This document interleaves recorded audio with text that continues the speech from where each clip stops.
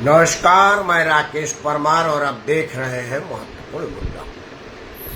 मित्रों, आज का महत्वपूर्ण मुद्दा है जातीय जनगणना का साइड इफेक्ट अब आने लगा है।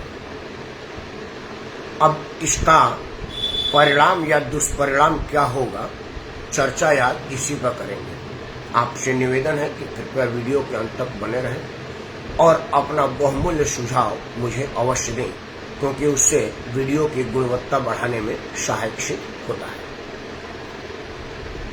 मित्र, जैसा कि आपको पता है कि बिहार में इस साल के अंत में चुनाव होना है।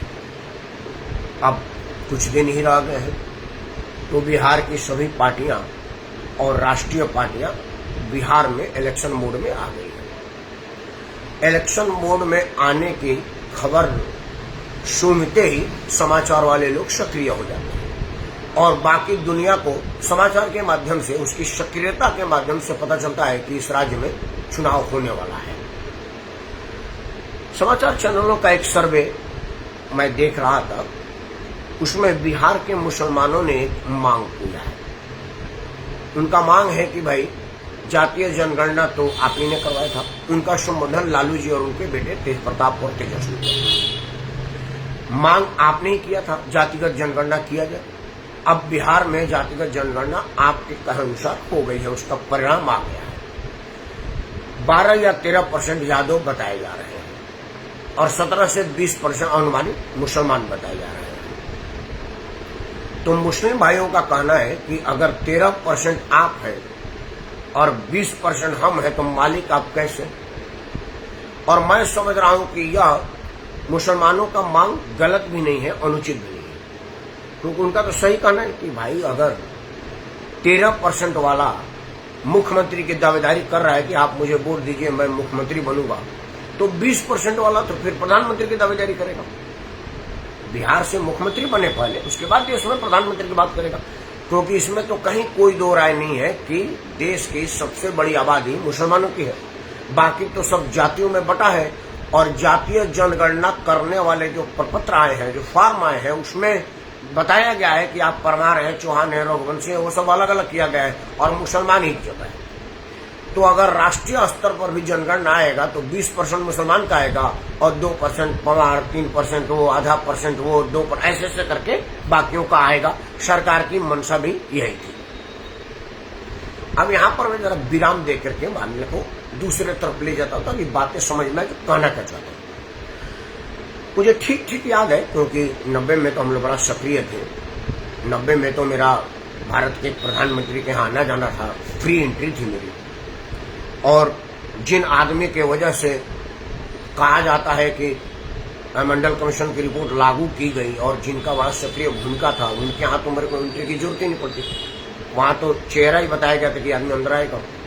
इतनी ठीक ठाक पोजीशन थी मेरी। अगर वो होते तो अभी भी होती। तो जब मंडल कमीशन की रिपोर्ट लागू की गई, मैं बड़ा खुश था। उस वक्त समाचार चैनलों पर डिबेट वाला बात था नहीं, अखबार में लिखने वाली बात थी। हमारे एक जानने वाले थे, पत्रिका में लिखते थे। हमने कहा कि भाई हमारे नाम से भी लिख दीजिए, तो हंसने लगे। उनका हंसना था कि भाई तुम्हारी कोई औकात नहीं है पत्रिका में छपने की।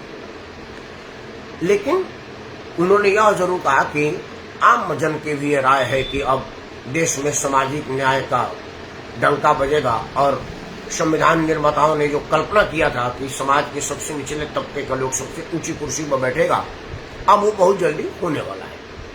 और हुआ भी। मेरे नजर में कोई नीचा कोई ऊंचा नहीं होगा, कोई छोटी जात कोई बड़ी जात नहीं होगी। ये मेरा हमेशा से मानना है। कई टीवी डिबेट में भी मैं कहूँ, मैं अपने चैनल पर भी कहता हूँ कि आदमी नीच होता है, जात नीची नहीं होती। सब जात महान है, सब जात पूजनीय है, सब जात आदरणीय है। उसका आदमी खराब और बुरा हो सकता है, अमीर और गरीब हो सकता है, अगड़ा पिछड़ा हो सकता है। कोई जात अगड़ी पिछड़ी नहीं होती मेरे नजर से। लेकिन मैं ही पूरा देश नहीं हूं। वोट के लालच में वोट बैंक के सौदागरों ने इसमें छोटी जात और बड़ी जात, इस कथित स्वर्ण जात, कथित पिछड़ी जात कहीं रखा है। बनाई बकायदे पिछली वर्ग आयोग, पिछड़ी जाति आयोग। तो मैं उन्हीं के हिसाब से पिछड़ता रहा हूं। मेरे हिसाब से कोई पिछड़ा नहीं है, जाति का नाम। तो दलित राष्ट्रपति बना 2 बार, मुसलमान राष्ट्रपति बना 2 बार, देश के मुख्य चुनाव आयुक्त बना मुसलमान दलित, राज्यों के मुख्यमंत्री बना दलित मुसलमान पिछड़ा।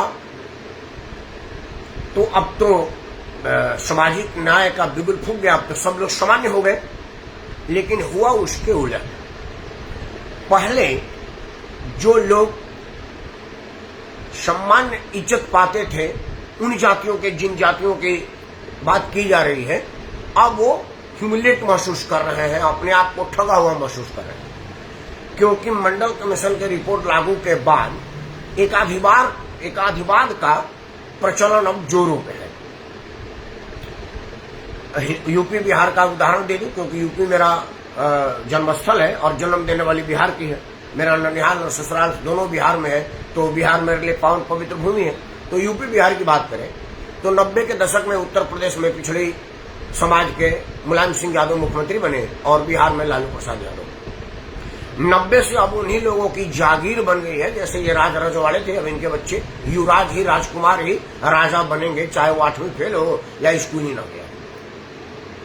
सबसे ज्यादा किसका अधिकार मारा गया? उन्हीं के वर्ग का। अगर लालू प्रसाद यादव मुख्यमंत्री नहीं होते तो हो सकता है आज बिहार में 20-50 लोग मुख्यमंत्री के दावेदार होते।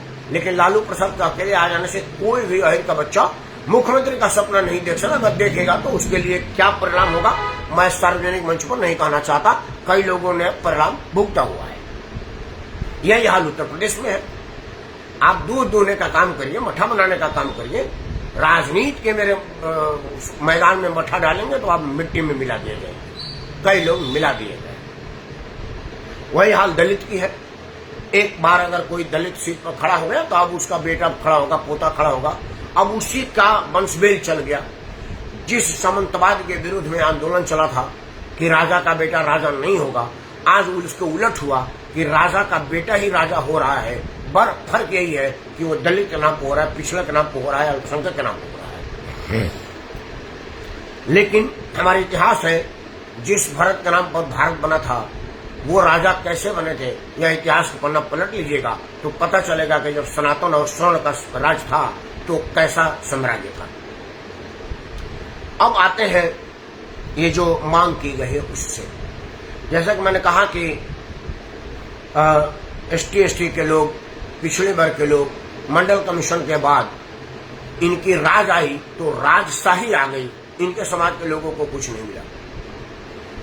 यह सब ना होने के बाद भी मुस्लिम राजनीति में भी यही देखा जा रहा है। अब तो मुसलमान भी कहा गया है, शेख सैयद पठान खाली करो, आ रहा है पठान करके कुछ नारा चल रहा है। वहां भी एकाधिकारवाद है। एक आदमी है तो उसी का परिवार है।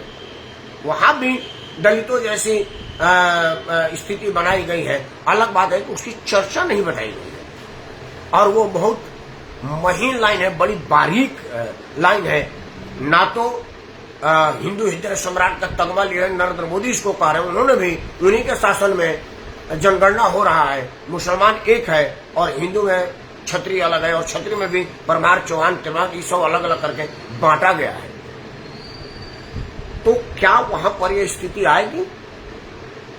मुसलमान का यह मांग की अगर 13% में आप मुख्यमंत्री की दावेदारी कर रहे हैं तो मैं 20% में क्यों नहीं? और जैसा कि मेरा मानना है कि उनका मांग गलत भी नहीं है, तो क्या बिहार में यह एक्सपेरिमेंट होगा?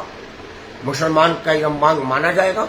और लालू प्रसाद जो MY कॉम्बिनेशन की बात करते हैं, मुस्लिम और यादव, तो क्या यादव के अब तक 90 से लेकर के अब तक शासन को पटाक्षेप देकर के एक बार मुसलमान को शासन देंगे? और अगर ऐसा देंगे तो किसको देंगे, यह चर्चा का विषय है। और यहीं से दुष्परिणाम का परिणाम पर चर्चा शुरू कर रहे हैं। मुझे बहुत बढ़िया से याद है और समझ भी है कि जब भी कोई विघटनकारी काम होती है तो उसको अच्छाई के चाशनी में लपेट करके दिया जाता है, क्योंकि हमारा देशवासी किसी भी बुरे काम का समर्थन नहीं कर सकता, कभी भी नहीं कर सकता। हमेशा से उसको अच्छाई की चाशनी में करके और मैदान में छोड़ा जाता है। जैसे आज भी जब कभी चर्चा होती है कि भाई पिछड़ी राजनीति में व्यक्ति विशेष ही फायदा कर रहा है, IAS का बेटा ही IAS बन रहा हुई आरक्षक कोटे से, वो गरीब दलित क्यों नहीं बन रहा है, इस पर चर्चा हो तो सबसे पहले वो बड़ी सफाई से वो IAS, वो मुख्यमंत्री, वो मंत्री अपने उसी भाइयों को आगे करके हंगामा करवा देते हैं जिनके हक की लड़ाई कोई और आदमी लड़ने की बात कहता है, और वो लोग भोले भाले लोग मरने मारने को तैयार हो जाते हैं। वो सुनना ही नहीं चाहते कि हम उन्हीं के भले की बात कर रहे हैं। तो अच्छाई की चाशनी लपेट करके विघटनकारी काम की जाती है। और मैं बड़ा परेशान हूं कि नरेंद्र मोदी जो कि जातीय जनगणना के घोर विरोधी थे, और उनको विरोधी होना भी चाहिए, यह देश तोड़ने की बात है। उन्हीं के आदर्श राजनीतिक सरदार पटेल, जिनको वो कहते हैं कि मैं उनको अपना आदर्श मानता हूं, छोटे छोटे कुनबे को जोड़ करके एक महाशक्ति महाराष्ट्र बनाया था। अब फिर सरदार पटेल के सपने को जूतों तले कुचलने का काम वही नरेंद्र मोदी कर रहे हैं, जो कथित तौर पर कहते हैं कि मैं सरदार पटेल का अनुयायी हूं। फिर क्या सीखा है आपने सरदार पटेल से? सरदार पटेल ने छोटे छोटे कुनबों को जोड़ करके एक राष्ट्र बनाया था। आप उस राष्ट्र को तोड़ करके फिर एक कबीला में कर रहे हैं। कोई क्षत्रिय कबीला होगा, कोई यादव कबीला होगा, कोई मुसलमान कबीला होगा, कोई मियाँ कबीला होगा, कोई मुसलमान कबीला होगा, कोई दलित कबीला होगा। आप उसको कबीले में बांट रहे जातीय जनगणना करके, और उसकी मांग शुरू हो गई है। अब जब मांग आएगी तो होगा जैसा कि नारा है कि जिसकी जितनी संख्या भारी उसकी उतनी साझेदारी। तो अब 17% वाला मुख्यमंत्री बनेगा तो 13% मुख्यमंत्री बनेगा। उसके बाद वाला मंत्रिमंडल में फिर जाति आधार पर कुनियों की तरफ से बंटवारा होगा और राष्ट्र का बंदरबाट होगा, और ठगे जाएंगे वो लोग जिनके हितों की रक्षा के लेकर के बात को आगे बढ़ाया जा रहा है। यह एक विघटनकारी तस्वीर सामने आई। नीतीश कुमार किसी भी झंझावात में पड़ते नहीं है और बड़ा सटीक राजनीतिक लाइन लेते हैं। बिजली फ्री के बाद जब तेजस्वी ने कहा था तो उन्होंने कहा था कि पैसा कहां से आएगा। आज पता न कौन सी नशे में, सूखा नशा या गीला नशा या बेमतलब के नशे में, उन्होंने तेजस्वी से भी ज्यादा बिजली फ्री करने की बात कह दी, जिसको तेजस्वी कह रहा है कि आप मेरी योजनाओं की चोरी कर रहे हैं। मतलब आपको अब बिहार में राष्ट्रीय कोष के खत्म होने का कोई मतलब नहीं है। बिजली फ्री दो और वोट खरीद लो। मतलब नीतीश कुमार भी देश को रसातल में पहुंचाने के कारागार पर पहुंच गए हैं और उसको आगे बढ़ा रहे हैं। मतलब अब ये मान लो कि देश हित की चिंता किसी को नहीं है, न मोदी को, न नीतीश को, न राहुल को, न लालू को। तो फिर देशवासी किसके सहारे गए? जिसका हाईएस्ट सिविल अथॉरिटी ही देश को बेचने के कगार पर पहुंचा रहा है, क्योंकि जातीय विघटन फैला करके देश को तोड़ने का साजिश की शुरुआत तो हो ही गई है। आपका क्या, आप झोला उठा के चल देंगे। लेकिन हम जिनके पास झोला भी आपने नहीं छोड़ा है वो क्या करेंगे? हम उन्हीं लोगों के लिए वीडियो बनाए हैं कि विचार जरूर करिएगा कि इन सब चीजों का मतलब क्या है। जिसकी जितनी संख्या भारी उसकी उतनी साझेदारी। क्या सबको साझेदारी मिल रही है या इसमें भी परिवारवाद हावी है, सामंतवाद हावी है? क्योंकि राम मनोहर लोहिया ने कहा था कि जब दलित को आरक्षण के सहारे शासन मिल जाएगा तो वह एक नया तरह का सामंत होगा, और उसको हटाने में पहले वाले सामंतों से ज्यादा परिश्रम करना पड़ेगा, क्योंकि इनके मुंह सामंतवादी लग जाएगी और वो छोड़ना नहीं चाहेंगे। आज लग रहा है कि राम मनोहर लोहिया का सपना, दुष्स्वप्न कहेंगे, वो साकार हो रहा है, क्योंकि जिनके मुंह सत्ता लग गया है वो छोड़ना नहीं चाहते हैं। वो जेल जाते हैं तो अपने पत्नी को बैठा जाते हैं, जब पत्नी अस्वस्थ होती है तो नकारे बेटे को बैठा जाती है। मतलब सामंतवादी के एक नए युग का प्रारंभ हो चुका है। तो क्या अब इनके विरुद्ध उन लोगों को लड़ना पड़ेगा जिनके नाम की लड़ाई का ये दावेदारी करते हैं, या उनको लड़ना पड़ेगा जिनके नाम का झूठी प्रोपेगेंडा करके ये सरकार में आए? विचार आप करिएगा। मैं तो बड़ा चिंतित हूँ, भविष्य को देख करके दुखी हूँ। क्या आप दुखी हैं?